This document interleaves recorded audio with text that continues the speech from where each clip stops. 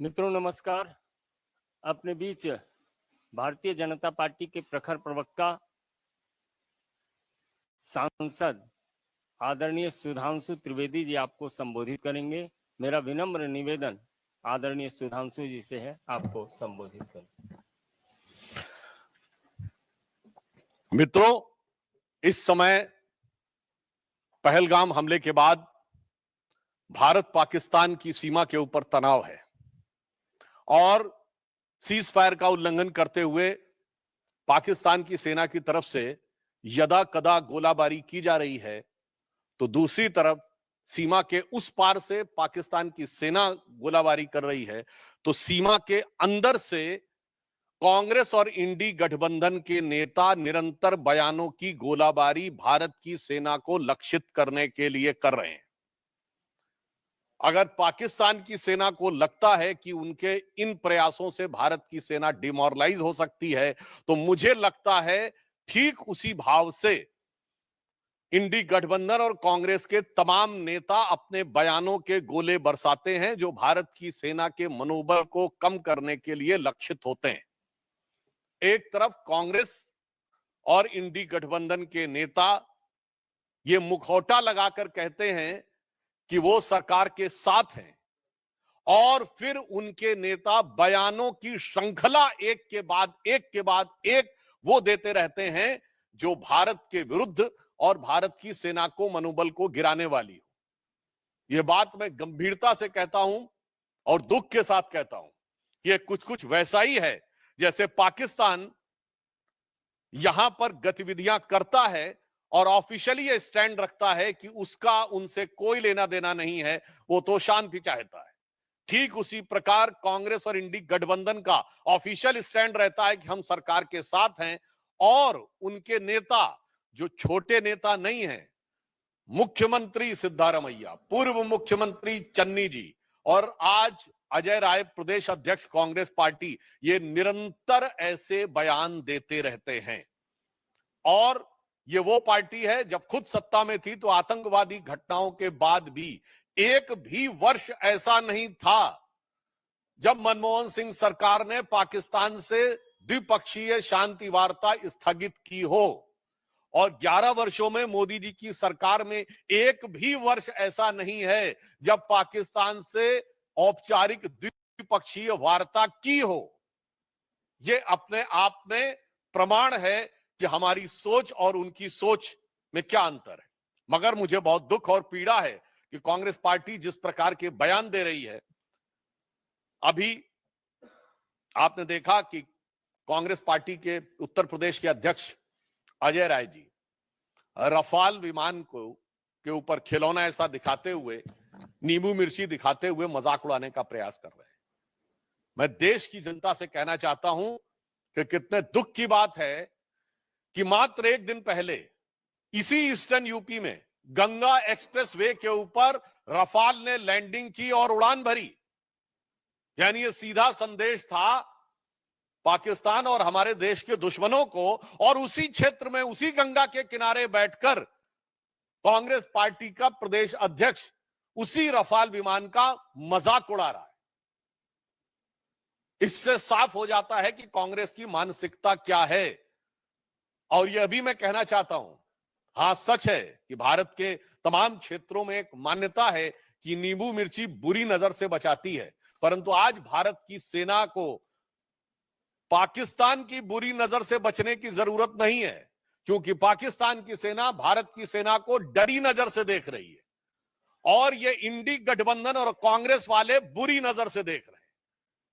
तो आज वास्तविकता में ईमानदारी से कहें तो भारत की सेना को हमारे इन विपक्षी दलों के, कांग्रेस और इंडी गठबंधन के दलों की बुरी नजर से बचने की जरूरत महसूस हो रही है।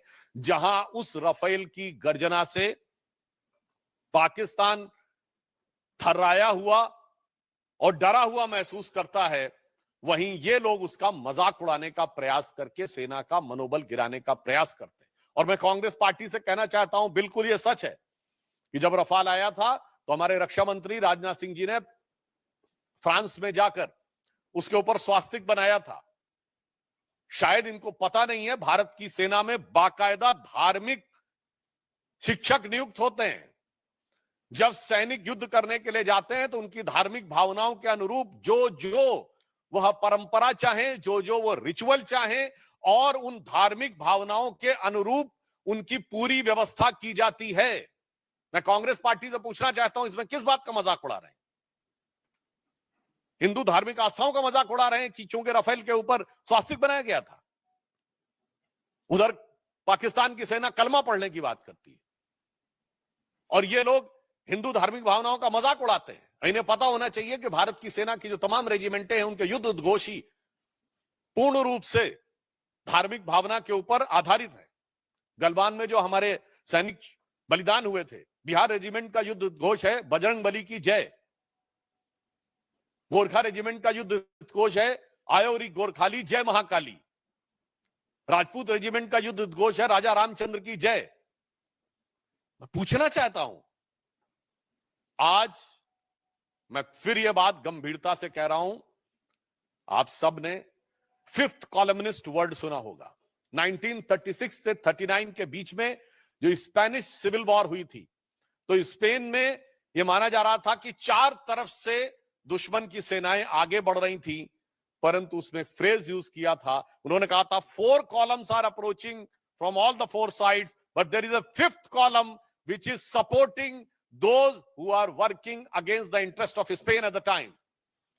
आज कांग्रेस पार्टी और इंडी गठबंधन 5th कॉलमनिस्ट की तरह हो गया है कि अगर दुश्मन की सेनाएं बाहर से घात लगाकर बैठी हैं तो ये इसी प्रकार से उनका मनोबल बढ़ाने का काम कर रहे हैं। और ये बात मैं ऐसे ही नहीं कह रहा हूं, आप सब मीडिया से जुड़े हुए हैं। मैं आपसे पूछना चाहता हूं कि आपने पाकिस्तान के कितने नेताओं के बयान भारत की मीडिया में देखे हैं जो भारत के पक्ष में कोट किए जा रहे हो? एक भी नहीं। बिल्कुल मैं मानता हूं कि भारत की सेना पाकिस्तान की सेना से बहुत शक्तिशाली है। भारत की सरकार प्रधानमंत्री श्री नरेंद्र मोदी जी के नेतृत्व में दृढ़ निश्चय और संकल्प के साथ कटिबद्ध है, मगर एक मामले में पाकिस्तान हमसे मजबूत है। वो इस मामले में कि पाकिस्तान में एक भी नेता वहां की सेना का मनोबल गिराने के लिए कोई बयान नहीं दे रहा है। भारत में ऐसे बयानों की झड़ी लगी हुई है। पाकिस्तान के एक भी नेता का बयान भारत की मीडिया में हाईलाइट नहीं हो रहा है। दूसरी तरफ हमारे इंडी गठबंधन के तमाम नेताओं के बयान, वहां पर सिद्धारमैया जी का बयान, चन्नी जी का बयान, बाकायदा वहां की मीडिया में किस ढंग से बोले जा रहे हैं। वहां के राजनीतिक विश्लेषक वहां की टीवी डिबेटों में बैठकर भारत के राजनीतिक दलों का नाम लेकर, नेताओं का नाम लेकर ये शब्द प्रयोग कर रहे हैं कि सब लोग हिंदुस्तान में मोदी के साथ नहीं हैं। यहां तक शब्द प्रयोग किए गए, इसके वीडियो अवेलेबल हैं, राजनीतिक दलों का नाम लेकर कि ये लोग हमारे साथ हैं। और मैं विपक्ष दलों को भी बताना चाहता हूं कि विपक्ष में आचरण कैसे किया जाता है, ये उन्हें ध्यान रखना चाहिए।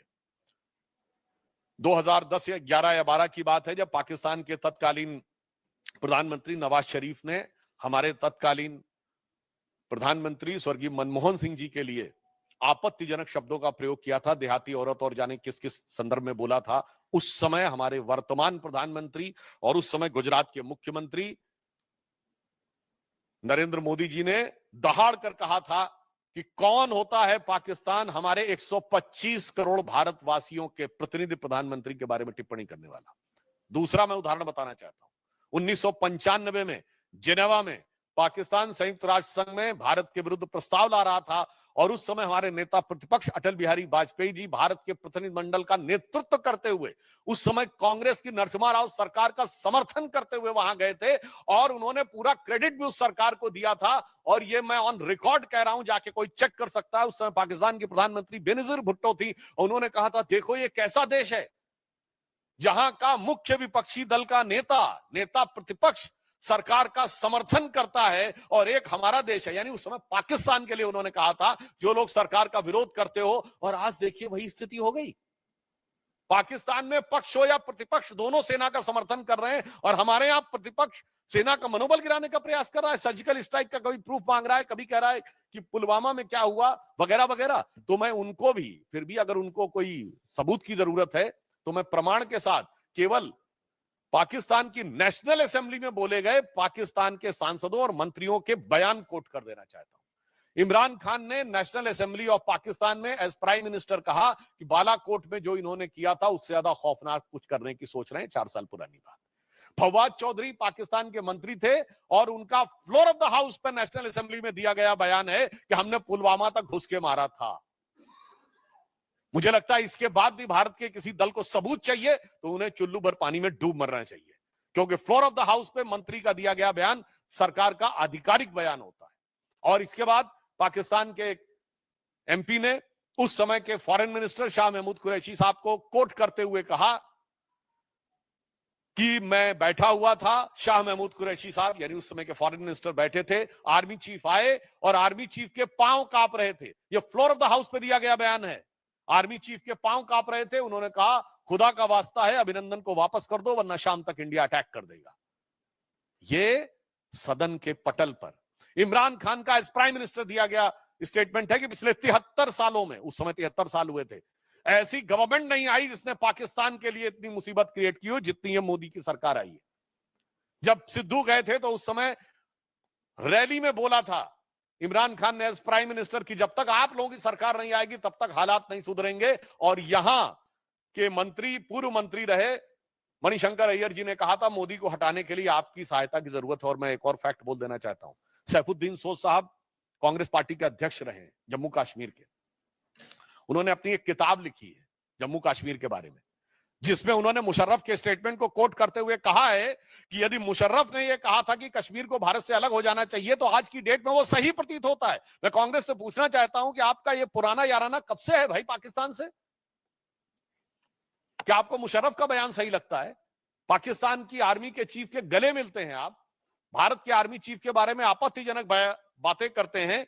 इसलिए मैं स्पष्ट रूप से देश की जनता को संबोधित करते हुए कहना चाहूंगा कि देश के अंदर और बाहर सरकार और सेना पूरी दृढ़ता के साथ, कूटनीतिक दक्षता के साथ जहां संकल्पित होकर खड़ी है। इस समय भी रक्षा मंत्री जी की जापान के रक्षा मंत्री से वार्ता चल रही है, तो दूसरी तरफ विपक्ष के द्वारा जिस प्रकार का घटनाक्रम किया जा रहा है यह अपने आप में बहुत दुखद है, निंदनीय है, भर्त्सना योग्य है।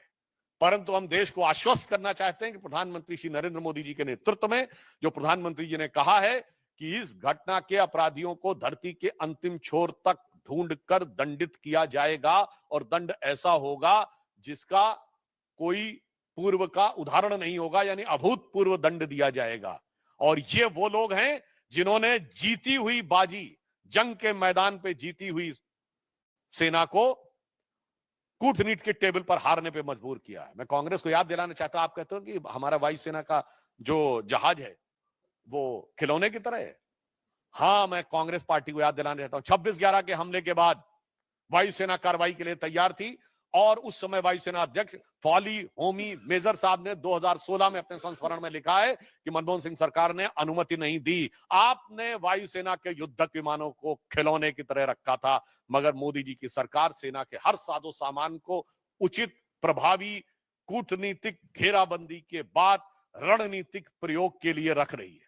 आपकी सरकार वो थी कि हमारी फौज जीतती थी और सरकार सब कुछ हार के चली आती थी, क्योंकि आप को एक मर्ज था कि हमें सुलह की शक्ल संवारनी है, भले ही वो भारत की सेना के जवानों के खून से क्यों ना संवारनी पड़े। तो एक पंक्ति में याद दिलाना चाहता हूं जो उनकी विदेश नीति थी, वो क्या थी कि चीन छीन देश का गुलाब ले गया। ये नेहरू जी के लिए कहा गया। चीन की विदेश नीति असफल हुई थी ना, गुलाब पहनते थे, वो गुलाब लगाते थे। चीन छीन देश का गुलाब ले गया और ताशकंद में वतन का लाल सो गया, और ये सुलह की शक्ल को संवारते रहे, जीतने के बाद बाजी हारते रहे। मगर अब सरकार वो है जो जंग और कूटनीति के मैदान दोनों के ऊपर प्रभावी उत्तर देने के लिए तैयार और कृत संकल्पित खड़ी हुई है। फिर भी मैं कांग्रेस पार्टी से अनुरोध करूंगा कि कृपया इस संवेदनशील समय में सेना का मनोबल गिराने, और राष्ट्र का मनोबल गिराने की हरकतों से बाज आए। धन्यवाद। प्रश्न सादर आमंत्रित है रविकांत राय।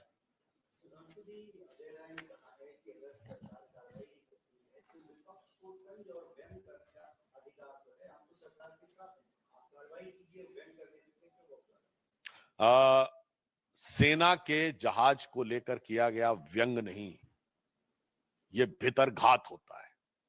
मैं विनम्रता और दृढ़ता से कहना चाहता हूं, कभी भी युद्ध या युद्ध के समकक्ष स्थिति में बताएं जब हमारी पार्टी ने विपक्ष में रहते हुए कांग्रेस पर कोई व्यंग या तंज किया हो। और मैं पूछ रहा हूं, इतने अधीर क्यों हो रहे हैं भाई? अभी कितना वक्त गुजर गया है और इनकी पार्टी 26/11 के हमले के मात्र 9 महीने बाद जुलाई 2010 में शर्मल शेख में पाकिस्तान से ज्वाइंट डिक्लेरेशन साइन करती है, जिसमें बलूचिस्तान भी हिस्सा होता है, और कहते हैं कि टेरर अटैक से टॉक्स प्रभावित नहीं होंगी। अजय राय जी को नहीं पता हो तो मैं बताना चाहता हूं, हवाना में जाकर मनमोहन सिंह सरकार ने कहा पाकिस्तान आतंकवाद से पीड़ित देश है। इसलिए मैं कहना चाहूंगा, भाई बोलने से पहले अपनी फितरत देख लो, अपनी हिम्मत देख लो, और उसके बाद देखो कि इस सरकार ने क्या हिम्मत दिखाई। Sanjay Sharma.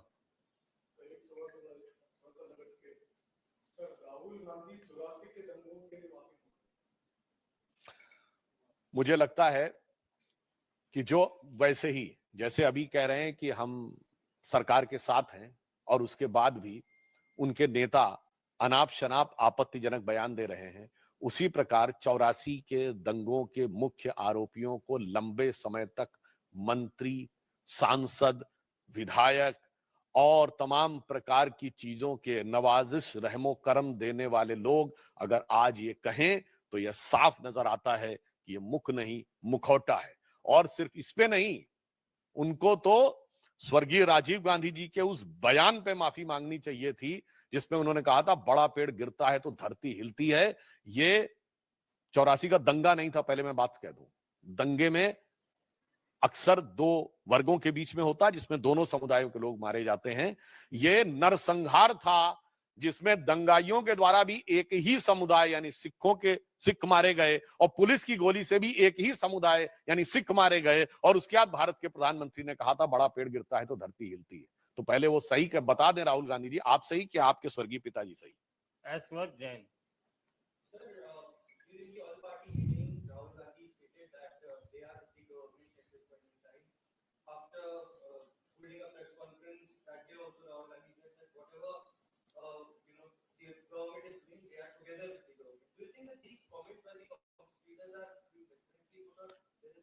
I think whatever the statement given by the Congress party and Rahul Gandhi, now in the backdrop of these statements given by from Ajay Rai to Channi to Siddharamaiah, there are n number of statements.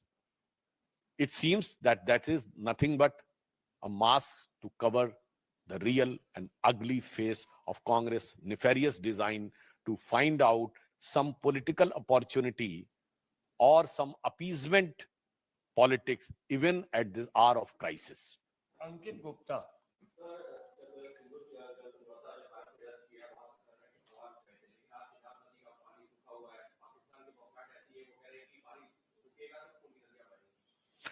मुझे लगता है कि ये statement Bilawal Bhutto ने दिया था कि अगर पानी रुकेगा तो खून की नदियां बहेंगी। तो ये बात मैं पहले कह चुका हूं, रिपीट कर देना चाहता हूं। हमारी सरकार अब बहुत साफ है कि हमारी तरफ से खून और पानी एक साथ नहीं बहेगा। अब आप तय कर लीजिए कि आपको खून बहाना है या पानी पाना है। जैसे कांग्रेस की सरकार में होता था कि शांति वार्ता आतंकवाद से प्रभावित नहीं होगी, हमारी सरकार ने कहा आतंकवाद के साथ शांति वार्ता नहीं होगी, तो भारत का खून और पानी एक साथ नहीं बहेगा। और वैसे भी बिलावल भुट्टो को याद रखना चाहिए कि उनकी मां बेनजीर भुट्टो ने अपनी किताब डॉटर ऑफ ईस्ट में चैप्टर नंबर 2 में पेज नंबर 25 पे लिखा है कि during our childhood we were told that we descended from the Rajput clan of Hindus. तो मियां बिलावल, आपका खून और पानी दोनों ही हिंदुस्तानी है। तो बहाने की बात से पहले जो अपनी जुबानी से निकाल रहे हैं उससे पहले अपने खानदान की कहानी समझ लीजिए। अनीता जी।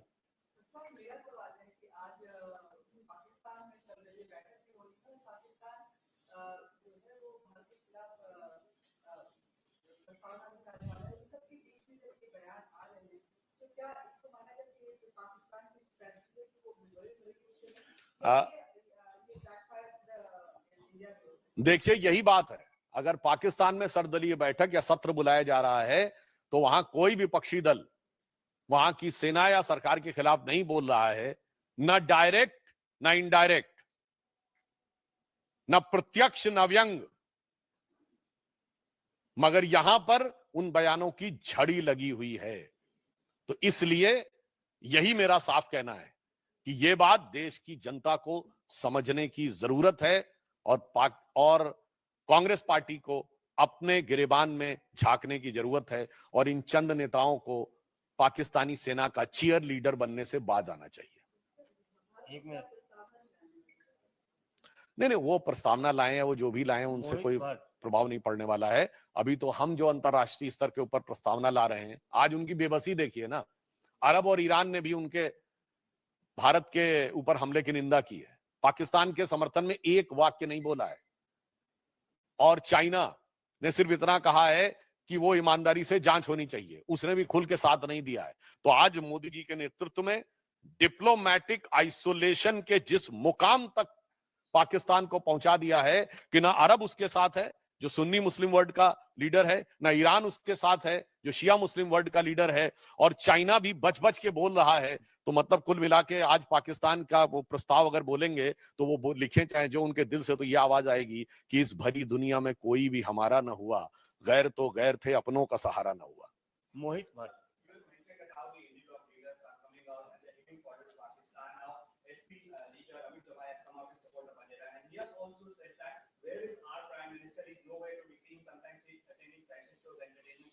Pakistani president and PM are working, and hence China is standing with them. So to demean our prime minister, yes, in a way. This is nothing but a series of like the serial blast used to happen during the Congress regime when they were in power. There was unending terrorist attack and serial blast. So when they are out of power, these type serial statements are coming. अमन।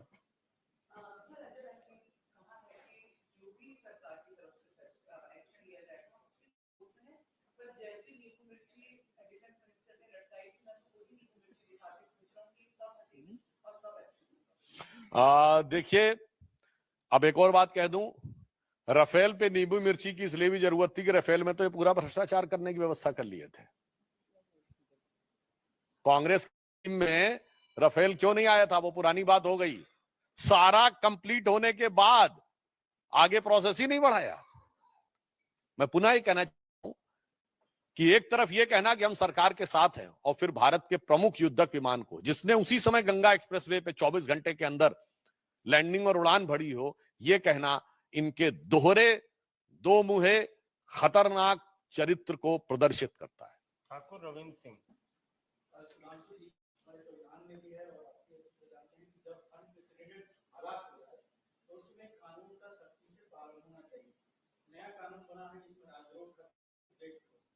पाकिस्तान और आतंकवादियों के खिलाफ सरकार के सामने हो सकता है, ऐसे में इस तरह के बयान एक खास विचार के खास समुदाय के अप्रोच इस तरह के बयान आए, क्या आपको लगता है कि इस सब के खिलाफ देशद्रोह का मुकदमा होना चाहिए? देखिए, इस विषय के ऊपर बयानों का जो भी प्रकार है, इसके टेक्निकल के साथ साथ मॉरल और पॉलिटिकल जवाब भी हमें कांग्रेस से चाहिए।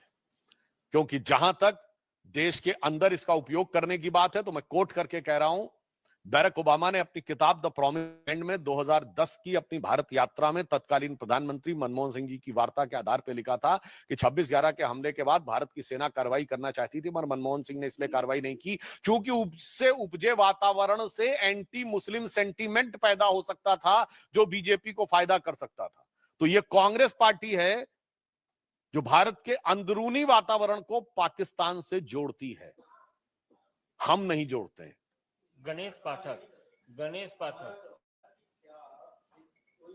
भारत के खिलाफ पाकिस्तान का सपोर्ट करना चाहिए, इंडिविजुअल हो, संस्था हो, पार्टी हो, क्या उनके खिलाफ देशद्रोह का? हाँ, यदि कोई अपराधी करे तो आपराधिक मुकदमा होना चाहिए, और नेता करे तो पहले उसको जवाब देना चाहिए। संविधान की शपथ लेके करने वाला नेता इस टेक्निकल चीज के पीछे नहीं छुप सकता। पहले नैतिकता का जवाब दे जिसने संविधान की शपथ लेकर भारत की संसद में प्रवेश किया है। मनीष पाटिल।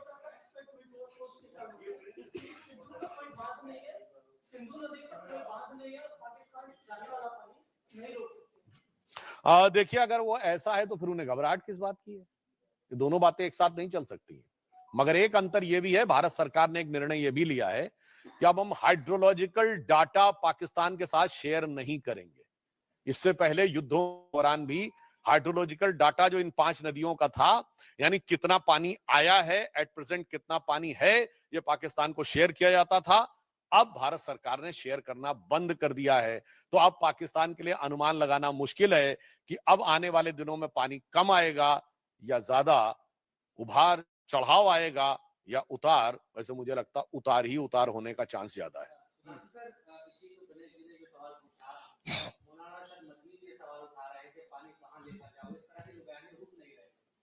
देखिए, ये जिस प्रकार के लोग बयान दे रहे हैं, मैं पुनः ये बात कहना चाहता हूं, अब या तो उनकी समझ बहुत विचित्र है, क्योंकि जो हमारे विपक्षी दल है उनके सामने बड़ी समस्या हो जाती है, वो हर चीज के एक्सपर्ट हो जाते हैं। अब पानी कहां लेके जाएं, तो मुझे लगता है हाइड्रोलॉजी के एक्सपर्ट हो गए, या वो सिविल इंजीनियरिंग के एक्सपर्ट हो गए।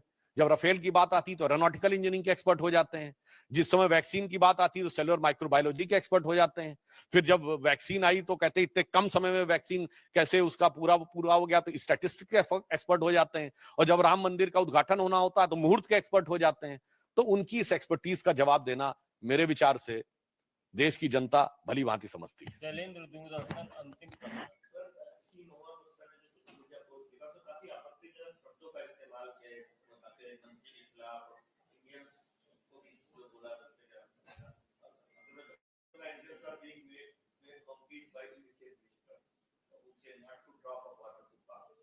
एक्चुअली में ऐसा है कि इंडी गठबंधन के जो नेता हैं, मैं पुनः कह रहा हूं, वो जो ये बयान देते जा रहे हैं, उनके चेहरे पर से वो नकाब उतरता चला जा रहा है। और ये सारे के सारे लोग एग्जैक्टली अपनी पार्टी और गठबंधन का असली चरित्र उजागर करते चले जा रहे हैं। जिसे एक पंक्ति में कह दूं कि वो पैरवी तो झूठ की करता चला गया, बस उसका चेहरा उतरता चला गया और रंगत समझ में आई, मगर आई देर से, कच्चा था बहुत रंग उतरता चला गया। तो ये जो हम सरकार के साथ खड़े हैं, ये बहुत कच्चा रंग था। महुआ मैत्रा जी हो, अमीत जमाई जी हो, या सिद्धारमैया जी हो, या कर्नाटक के जो मंत्री हैं, क्या थिम्पू जिनका नाम था वो हो, कोई भी हो, सबका रंग उतरता चला जा रहा है। बहुत बहुत धन्यवाद।